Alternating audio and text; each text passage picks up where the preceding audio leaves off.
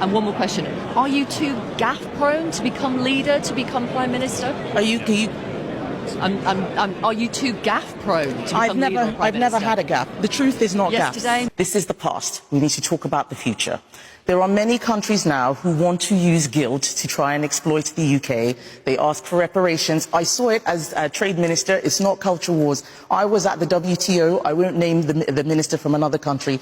And he was telling me that we needed to give up some of the things that we were doing because of colonialism and because they needed time to develop. These arguments are a scam. Don't fall for it. We need to make sure that we put this country first. We work well with our neighbours. We work well with other countries. But we have to look after ourselves too. Those advocating for reparations would say, shouldn't we just make up for some of the damage we did through the slavery?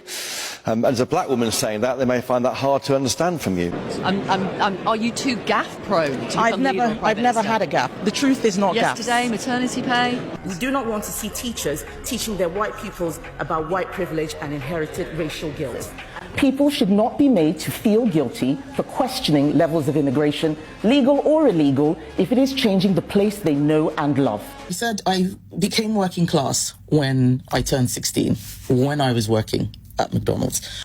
What is she about? Why is she so relentlessly negative? And may I say, forgive me as a new member, so relentlessly patronising? And you ask about Kemi Badenoch, and you get one of two responses. The first response, brilliant, scorchingly clever woman, very, very tough, very brave, just what we need. And the other response you get just as much is, she was so rude to me in the tea room, I will never look at her again. And that is her problem. It's a temperamental thing, and I think being a leader is a question of temperament. And you come under huge pressure. And I just think for all her cleverness and her sharpness and her ability to debate and her ability to explain herself philosophically, which I think she did quite well in her campaign launch, I think she is temperamentally too brittle, too quick to take offence to be an effective leader. I think if they give it to her, they will regret it.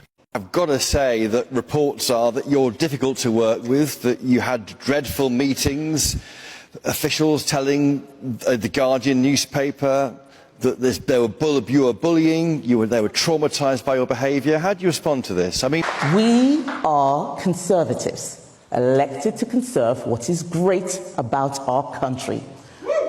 Thank you. We cannot sit by as the left denigrate our history and pull down our monuments.